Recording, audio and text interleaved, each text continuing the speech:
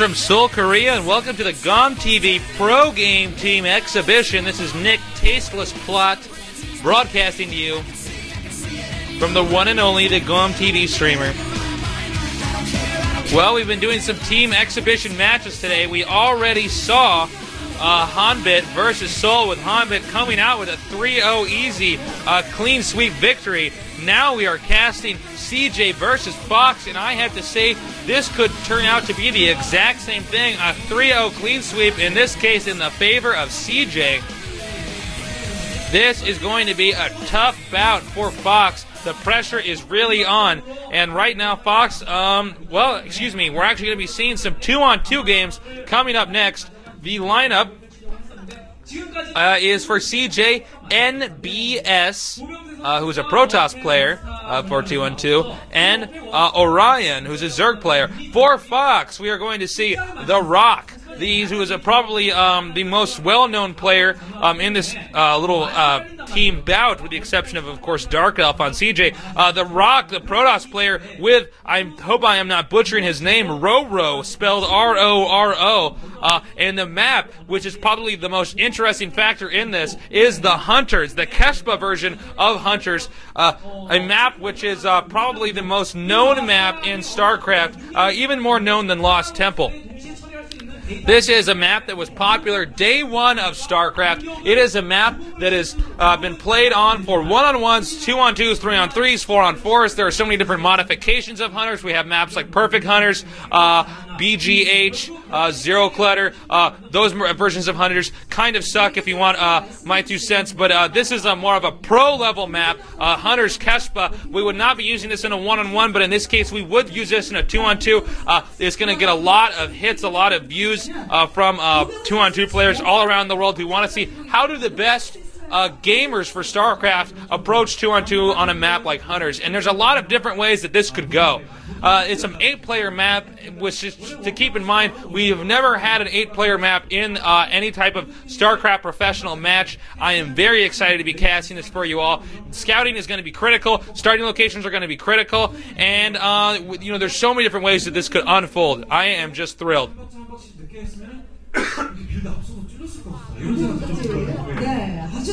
So we are still sitting here waiting. We have a crew, a GOM TV crew, setting up the second computer, making sure that it's up and looking good and everything is running just fine.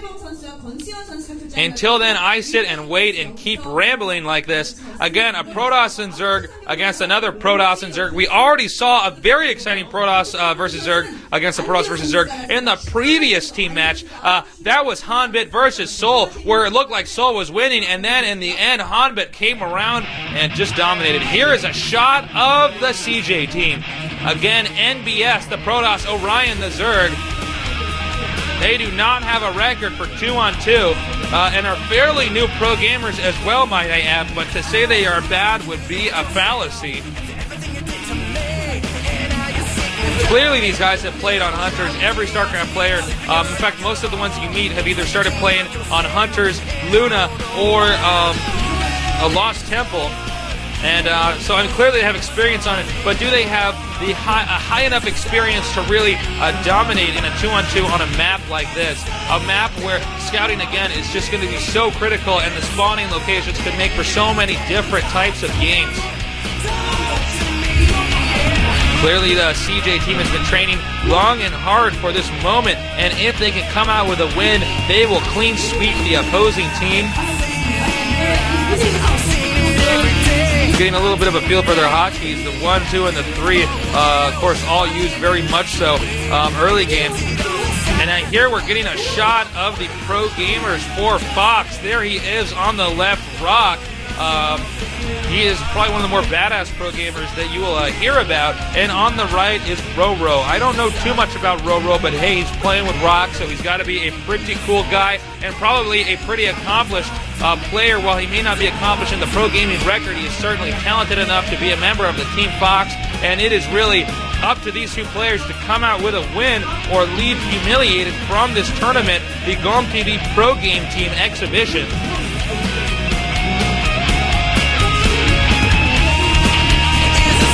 We now see that the CJ team has joined the game on my in-game monitor in front of me. Orion and NBS both greeting the GOM TV StarCraft Observer. We are still waiting for the other team to get ready, probably getting their mouse settings set up. That actually reminds me, I did play an interesting game against the GOM TV StarCraft Observer. I found out that that guy is really good at StarCraft. We played a 40-minute Protoss versus Zerg that I lost. We're going to have a rematch possibly sometime this week or next week. But I have to say, being a StarCraft Observer, in other words, being in control of the camera and doing all that stuff, very, very challenging job to make sure you're catching all the right moments. He was a former pro gamer, and I have to say, props to him. He's actually not far from me right now, but his English is not good enough to know that I am even talking about him.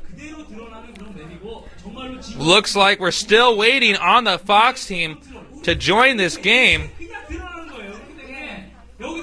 And again, one other thing to note is that the match after this, which will be played on the map Katrina, is going to be the Terran player Dark Elf versus the Protoss player Pure, a CJ against Fox lineup for Dark Elf on CJ obviously and Pure on Fox.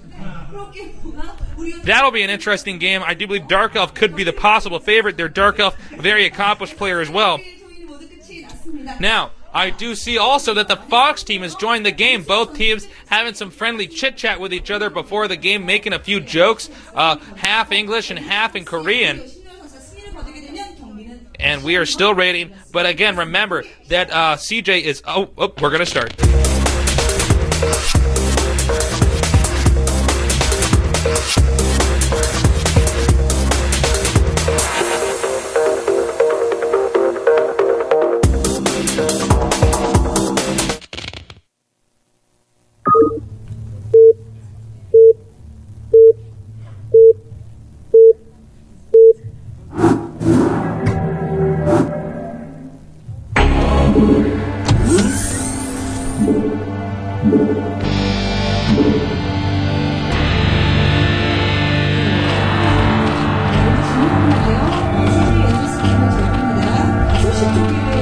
Just a moment, guys.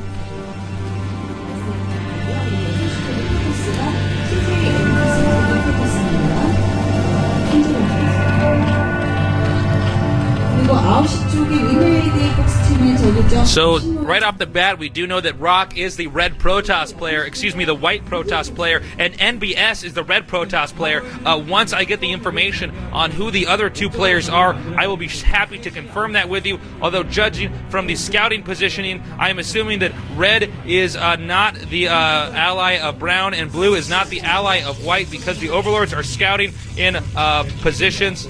Actually, well, it's hard to say. I won't make that crass assumption just yet. I'll see what the person who's supposed to tell me that is going to say. Notice also that the Terran player probably had to lift his command center off our Terran observer, and that is because this is an 8-player map. So most likely both Protoss players are going to go for a 2-gate. Zerg will probably not expand due to the intimidating vastness of the map Hunters.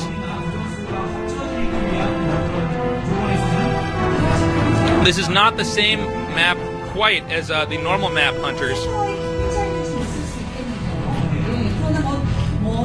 And we are still waiting for the confirmation on who is who. Hatchery first for the brown Zerg. There's a shot of CJ.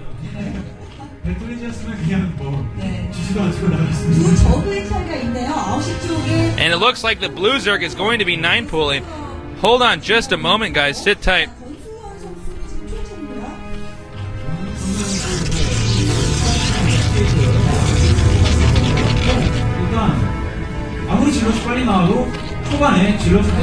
We are going to get that confirmation on who the players are pretty soon here. All right, thank you. Now it's on the screen, and it looks like the brown player and the red player are on the CJ team. That would mean that the brown player is going to be Orion, and I'm going to write that down so I don't make a fool of myself while I'm casting this game. And, of course, through the process of elimination, that makes the blue player RorO.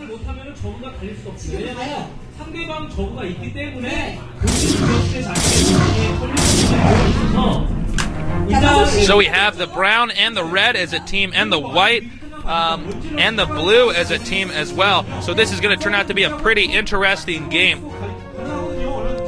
Now the blue player has opted for the 9 pool. The blue player, of course, is RorO. And with that being said, this could be a lot of pressure applied onto the brown Zerg.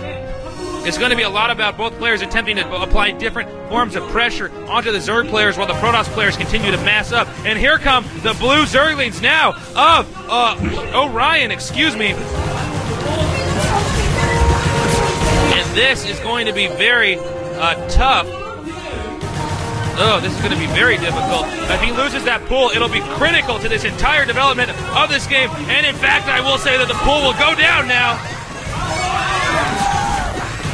And Orion's pool has been taken out. And this means that RorO is going to have a Zergling advantage and will now be able to produce a few more drones while still having the Zergling speed advantage. Meanwhile, the red Zealots of NBS are now being pushed towards, Orion's Zerglings. He is moving out now. And the tension is big in the middle. The blue Zerg, who is on the team of Fox, is now moving towards a 3-hatch build. This could result in the brown Zerg becoming overwhelmed, and the only result of this, if the brown Zerg manages to hold this off, would be Mutalisks. He cannot catch up with the Zergling count. Now NBS is getting pushed back, and because of the destroyed pool, it'll be difficult for the player Orion to help kind of come in here and help defend. Rock is now moving in towards NBS's base. Meanwhile, it looks like RorO is going to be, hold that thought. Here comes a big battle in the middle with brown, oh my gosh, excuse me, it's really back and forth right now, but most of blue Zerglings are going to be taken out. And this is just going to be very difficult. Well, it looks like the 3-hatch Zergling build is not quite proving to be as effective as we would have thought it would be. He was becoming a little bit sloppy with those Zerglings. Now NBS is on the move, and it's going to be up to Rock to maintain the control of the center of the map. Here comes some more Zerglings. Bear in mind they do have the speed upgrade, and I do not believe that the brown Zerglings of Orion have the same upgrade, making them much more fragile to these speedlings.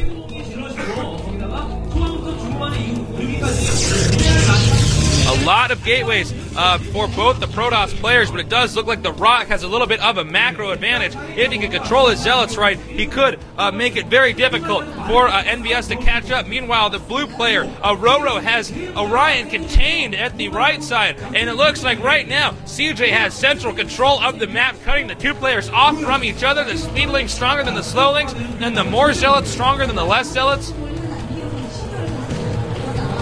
And in fact, it does look like the brown Zerg will be massing up to the 3-hatch Ling, rather than attacking to the layer. If both players cannot reach each other, this game is just going to become more and more difficult for the Fox team. And now it appears as though they're attempting to move in towards the red player, NBS. CJ trying to close in. Here comes Orion from behind with the speed upgrade. And it's, and look at this, it does appear as though Orion is going to have to back off now as there are too many Zerglings. Meanwhile, NBS doing a very good job of controlling the Zealots, but will it be enough for the onslaught from the CJ team? NBS now getting driven back, and this could be a 3-0 victory for CJ due to the murdered spawning pool of Orion, costing this team the game. Here comes some more Zerglings attempting to draw a few more Zealots away. Meanwhile, Rock pumping way too many Zealots, and clearly RorO has just far too many Zerglings for this to be anything easy to deal with. RorO not opting to get any more drones than he needs because he knows all he has to do is keep the ball rolling, and there's nothing they can do to stop it. Meanwhile, Rock almost in a little bit of a trap position now with his Zealots, but NBS knows he's going to have to move down because RorO Zerglings are on the way. Orion keeping some of these Zerglings over here to make the Protoss a little bit more uncomfortable. It's up to whether or not Rock can do more damage with these Zealots and not make any more blunders. He doesn't want to mess it up for the team. Meanwhile, it's up to RorO to make sure that Brown cannot get out of his base without a possible counterattack. And look at this, all of a sudden they decided now is the moment they have to move in there towards NBS's base. NBS moving towards the location where he can force those units into a funnel-like position unless he tries to go back to the gateways. And no, there will be a bigger concave. Meanwhile, we see that Orion has come around with a counterattack towards Rock's probes. And I'm not sure who's going to come out on top. The position of these probes over here in the attack over NBS's base might be too big. And there's a counterattack right now with some of Orion's Zerglings closing in on all of these units. And but still, though, it does look like it does appear as though Rock and RorO are going to come out on top. We have not gotten a shot of the pros of Rock's main, but I cannot possibly imagine that Orion will be able to deal with the forces that will come down and wipe him out shortly after NBS is taken out with ease.